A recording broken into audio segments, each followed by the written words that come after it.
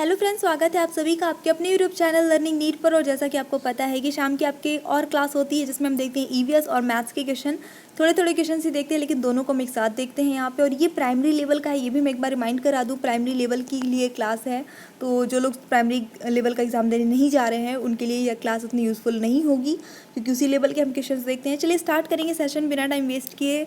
और यहाँ पे पहले हम ईवीएस के क्वेश्चन फटाफट से देख लेंगे और फिर मैथ्स सॉल्व करेंगे। चलिए देख लेते हैं। तो बच्चे को समाजीकरण का पहला पाठ कहाँ से प्राप्त होता है? परिवार से, विद्यालय से, सांस्कृतिक केंद्र से या धार्मिक केंद्र से?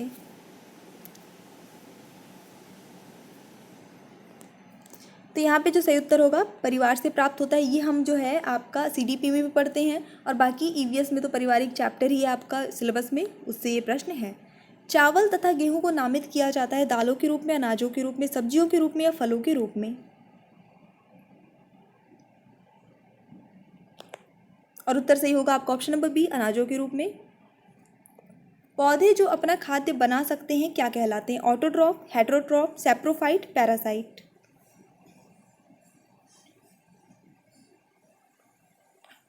तो देखिए, जो भोजन अपना खुद बना सकते हैं, जो हरे पौधे होते हैं वो ऑटोट्रॉफ कहलाते हैं। और ऑटोट्रॉफ के अलावा जितने भी जीव होते हैं यानी जो अपना भोजन स्वयं नहीं बना सकते, दूसरों पर डिपेंड होते हैं, वो हेटेरोट्रॉफ कहलाते हैं। तो वाइडली इन्हें दो पार्ट्स में ही सारे ऑर्गेनिज्म को डिवाइड किया गया है, ऑटोट्रॉफ जो भोजन बना सकते हैं, हेटेरोट्रॉफ जो भोजन नहीं बना सकते हैं। अब फिर उसके बाद फूड हैबिट के अनुसार फिर और डिवाइड किया गया हेटेरोट्रॉफ को, जैसे कि कार्निवोरस मतलब कि जो मांसाहारी है, शाकाहारी हैं, ठीक है, इस तरह से मृदोपजीवी हैं, एटसेट्रा एटसेट्रा। तो उस टाइप से और डिवाइड किया गया, लेकिन वाइडली जो है दो ही पार्ट पे डिवाइड किया गया है, ऑटोट्रॉफ, हेटेरोट्रॉफ। देश में ऊंट सर्वाधिक कहाँ पाए जाते हैं? उत्तर प्रदेश में, राजस्थान, मध्य प्रदेश या गुजरात? सबको पता होगा ऊंट कहाँ के फेमस है, यही आपको पता होगा। ऑप्शन नंबर यहाँ पे बी सही होगा, राजस्थान में पाए जाते हैं। खेल कूद का एक लाभ नहीं है, खेल आपका एक चैप्टर है ईवीएस में। मांसपेशियां मजबूत होती हैं, रक्त संचार बिगड़ जाता है, शरीर की प्रतिरोधक क्षमता बढ़ जाती है या मानसिक विकास होता है? तो क्या बताना है जो लाभ ना हो? तो निगेटिव वाला ही चुनना है, ऑप्शन नंबर बी हो जाएगा, रक्त संचार बिगड़ जाता है, ये इसका लाभ नहीं है। ऐसा नहीं, खेलने कूदने से शरीर स्वस्थ रहता है। निम्नलिखित में से किस राज्य में गल्फ ऑफ मन्नार मेरीन राष्ट्रीय पार्क स्थित है? गुजरात, तमिलनाडु, अंडमान द्वीप या फिर पश्चिम बंगाल? और सही उत्तर होता है यहाँ पे आपका ऑप्शन नंबर बी, तमिलनाडु।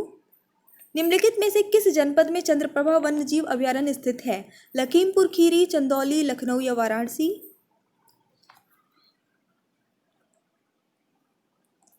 और सही उत्तर होगा यहाँ पे चंदौली में। निम्नलिखित में से कौन द्वितीय श्रेणी का उपभोक्ता है? हाथी, सांप, शेर या बकरी? द्वितीय श्रेणी का उपभोक्ता, सेकेंडरी कंज्यूमर जिसे हम कहते हैं इंग्लिश में। तो यहाँ पे जो सही उत्तर है वो हो जाता है आपका ऑप्शन नंबर सी, शेर, क्योंकि मांसाहारी है। तो जैसे अगर बकरी को हम प्राथमिक उपभोक्ता मान लेते हैं तो जैसे पौधा है, ठीक है, मुझसे बनता नहीं है, ऐसा पौधा है, इसको बकरी ने खाया तो ये प्राथमिक उपभोक्ता हो गया। बकरी को किसने खा लिया? शेर ने खा लिया, तो शेर जो है द्वितीय उपभोक्ता हो गया, सेकेंडरी कंज्यूमर हो गया। यदि एक मेढक एक टिड्डे को खाता है तो ऊर्जा का स्थानांतरण होगा कैसा? उत्पादक से अपघटक को, उत्पादक से प्राथमिक उपभोक्ता को, प्राथमिक उपभोक्ता से द्वितीयक उपभोक्ता को, यहाँ से होना चाहिए द्वितीयक उपभोक्ता से प्राथमिक उपभोक्ता को। मेढक जो है वो टिड्डे को खा रहा है, टिड्डा जो क्या खाता है? घास वगैरह खाता है, फसलों को नुकसान पहुंचाता है।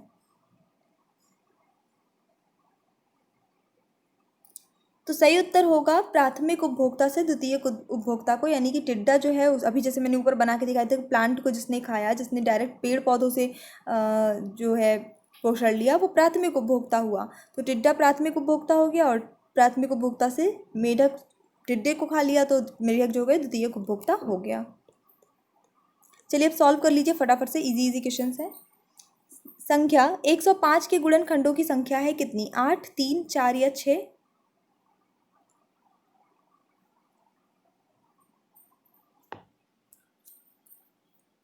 ठीक है, तो अगर आपने गेस कर लिया, देखिए गुणनखंडों की संख्या बतानी है, तो टोटल इसके जो गुणनखंड बनेंगे वो बनेंगे कितने? एक तो 105 ही हो जाएगा, 105 को 1 से गुणा कर देंगे तो 105 ही आ जाएगा। और एक आपका 35 भी होता है, 35 को भी 3 से गुणा करने पे कितना आ जाता है, 105 आ जाता है, ऐसा ही। ठीक है, इसके बाद फिर इसी तरह से आपका 21 हो जाएगा, 21 को आप 5 से गुणा कर लेंगे तो आ जाएगा 105, है ना। 20 बचे 100 और 1 बचे 5। और इसके अलावा आपका 15 भी हो जाता है, 15 को आप 7 से गुणा कर दीजिए तो भी आ जाएगा आपका 105। तो कौन कौन से हुए, और 3 भी होगा और 1 भी होगा, यानी जिस जिससे ये गुणा हो सकता है, जिसके पार्ट में इसको डिवाइड कर सकते हैं, वही इसके गुणनखंड कहलाएंगे। तो इसका सही आंसर, कुल संख्या हो जाएंगी 8, सही आंसर। ठीक है, यदि समय अब जो है, तो इस तरह का प्रश्न मैंने आपको कल कराया था, वही है। यहाँ पे एक समय दिया हुआ है 2:17 PM, मतलब दोपहर के 2:17। तो अब से ठीक 11 घंटे 59 मिनट के पश्चात, यानी कि बाद में क्या समय होगा। तो दोपहर के 2 बज रहे हैं और उसके 11 घंटे बाद क्या समय होगा, ये आपको बताना है। ठीक है, आसान है, जोड़ सकते हैं। और कल मैंने एक तरीका भी बताया था, वो भी आप यहाँ पे अप्लाई कर सकते हैं। चलिए वही तरीके से हम लोग इसको सॉल्व कर लेते हैं। तो जैसे इसको हम रेलवे टाइम में चेंज करते हैं तो ऑलरेडी 2:11 कितना हो जाएगा, 14 और 11 ऐसे ही हो जाएगा। रेलवे टाइम में 14 घंटे 11 मिनट, क्योंकि जोड़ना वही है तो हम उसी फॉर्म में चेंज करेंगे, ज़्यादा सही रहेगा। 14 घंटे और 17 मिनट।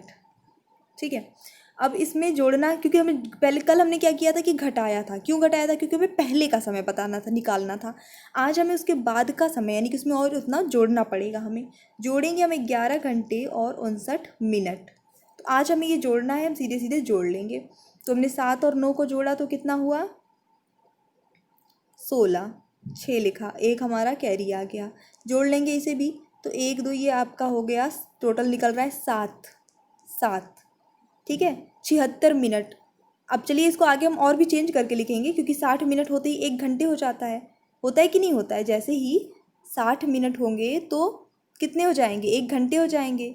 तो एक को हम यहाँ पे 1 घंटे को यहाँ कैरी रख सकते हैं, और यहाँ हम बचा कितना, 76 में से 60 गया तो बचा कितना, 16। तो इसको हम 16 कर लेते हैं, अभी कर सकते हैं या लास्ट में पूरा सॉल्व करने के बाद भी कर सकते हैं। तो हमने अभी कर लिया है, ज़्यादा हमको आसान पड़ता है।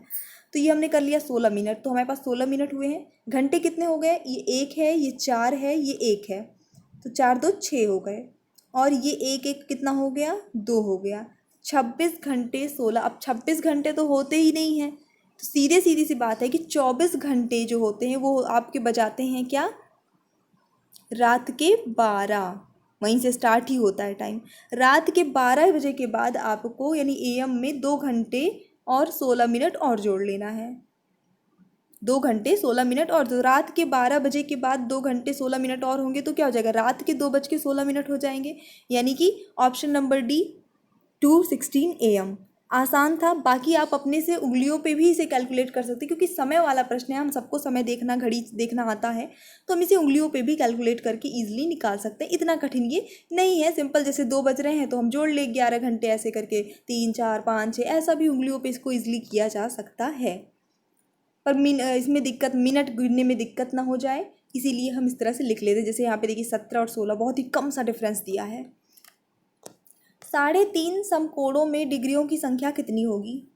कल भी इस तरह का एक प्रश्न कराया था, आज भी वैसा ही एक प्रश्न है। एक समकोण बराबर 60 डिग्री। ठीक है, कितने में बताना है, 3.5 समकोण में।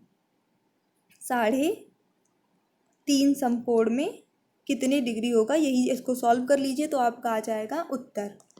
और सरल करते हैं इसको, इम्प्रॉपर फ्रैक्शन में चलिए चेंज कर देते हैं। तो 2 तिरिक 6 6 7, 7/2 गुणे 90। अगर 90 ऐसा लिखा है, आप इसको अपॉन में 1 चाहे लगाइए चाहे ना लगाइए, 2 से सीधे 90 वैसे भी कट जाएगा, 45 हो जाएगा। अब 7 का गुणा 45 से करिए, जो आएगा वही आपका उत्तर होगा। तो यहाँ पे सही जब आप इसको गुणा कर देंगे तो ऑप्शन नंबर आपका आ जाएगा 315, ऑप्शन नंबर ए 315 डिग्री होंगी। ठीक है, करके देख लीजिएगा गुणा। अब यहाँ पे ये भी इस तरह का भी प्रश्न मैंने एक कराया था, तो अब ये भी आप अपने से सॉल्व करिए। 6/5 में कितने 1/10 हैं। 4th क्लास की बुक में ये सीबीएसई की, क्योंकि सीबीएसई ही सीटेट कराता है, तो 4th क्लास की सीबीएसई की कोई भी आप बुक उठा लेंगे, उसमें फ्रैक्शन का चैप्टर बहुत अच्छे से दिया हुआ है। तो यहाँ पे जो सही आंसर होगा इस क्वेश्चन के लिए, चलिए देख लेंगे, वो हो जाएगा ऑप्शन नंबर सी 12। कैसे हो जाएगा ये भी देख लेते हैं। तो 3/5 में कितने 1/10 हैं? तो पहले तो हम इसे इक्विवेलेंट फ्रैक्शन में क्या ऐसा कुछ करेंगे कि ये 5 जो है ये 10 के बराबर हो जाए, तभी निकल आएगा, हमारा इजीली निकलेगा प्रश्न। तो चलिए हम जब चेंज करेंगे इसको 10 बनाने के लिए, इस 5 को 10 बनाने के लिए हमें क्या करना पड़ेगा, 2 से गुणा करना पड़ेगा। अगर हम नीचे 2 से गुणा करते हैं तो हमें ऊपर भी 2 से गुणा करना पड़ेगा, तभी इक्विवेलेंट फ्रैक्शन बनेगा, है ना, यानी कि बराबर रहेगा, उसकी जो वैल्यू जो है वो सेम रहेगी। तो दोनों को हमने कर दिया, तो जो हमारा 6/5 था हमारा वो बन गया 12/10। अब बताना क्या है कि कितने उसमें 1/10 हैं। तो 12/10 को आप सिंपल चाहिए तो 1/10 से डिवाइड कर दीजिए तो भी आपका आंसर आ जाएगा। चलिए कर लेते हैं, डिवाइड कर लीजिए। ऐसे नहीं होगा, डिवाइड करने के लिए आपको क्या करना होता है, इंटू का साइन लगा के इसको उल्टा कर दीजिए, 10 ऊपर आ जाएगा, 1 नीचे आ जाएगा।